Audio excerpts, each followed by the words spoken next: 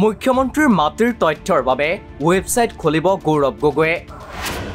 বসুন্ধৰা আঁচনিৰ জৰিয়তে কাৰ মাটি বেছি হ'ল?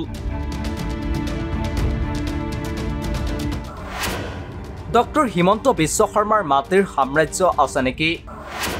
আদানী আম্বানীতকৈ ডক্টৰ হিমন্ত বিশ্ব শৰ্মাৰ বেছি মাটি আছে নেকি?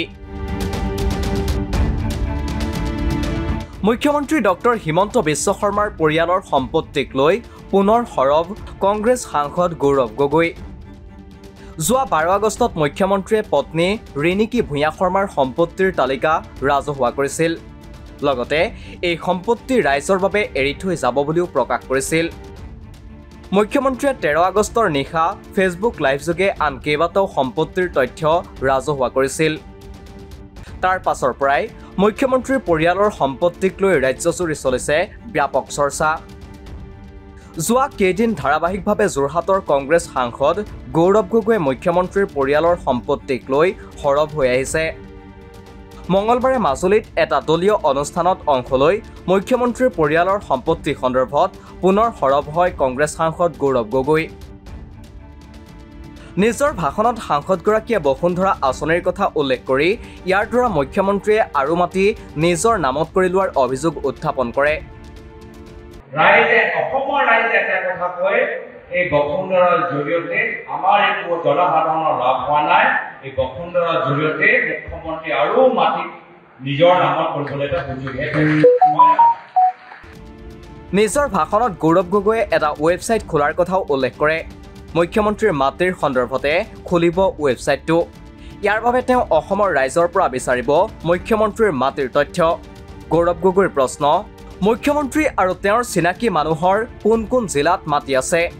ইয়াৰ লগতে যোৰহাটৰ সাংসদগৰাকীয়ে ক'লে, মুখ্যমন্ত্ৰীয়ে নিজেই নাজানে তেওঁৰ ক'ত ক'ত মাটি সম্পত্তি আছে।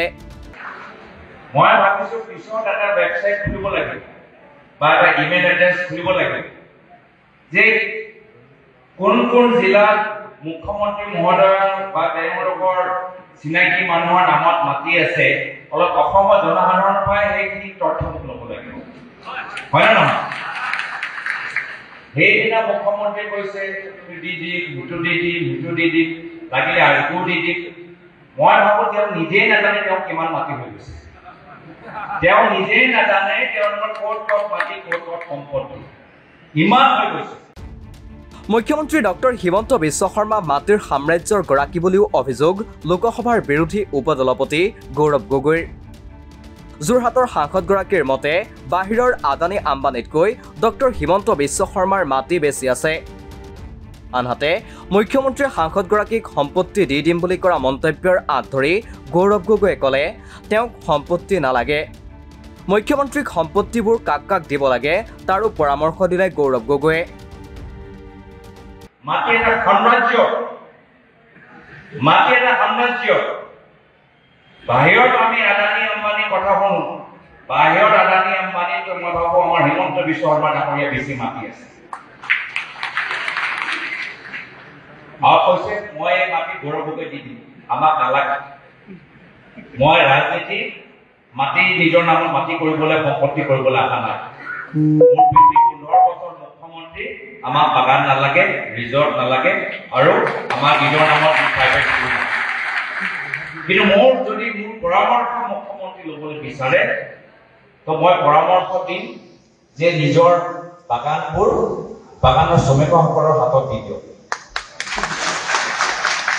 যদি মোৰ পৰামৰ্শ বিচাৰে তেতিয়া মই কম যে নিজৰ ৰিজৰ্টবোৰ, নিজৰ ৰিজৰ্টৰ মাটিবোৰ আকৌ খেতিয়কসকলৰ নামত দি দিয়ক।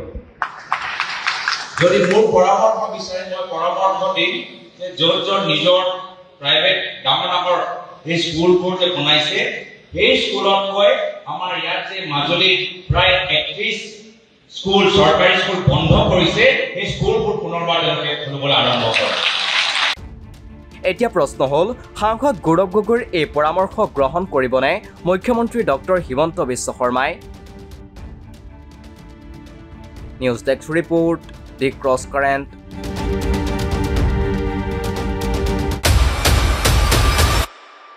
তথ্যৰ ভিত্তিত বিশ্লেষণ,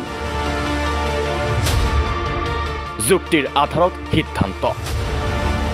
দি ৱাইৰৰ national affairs editor Sangeeta Baruah পিছৰতিৰ বিশেষ অনুষ্ঠান নিৰ্ণয় প্ৰতি সোমবাৰৰ পৰা বৃহস্পতিবাৰলৈ নিশা 9 বজাত কেৱল দি ক্ৰছ কাৰেণ্টত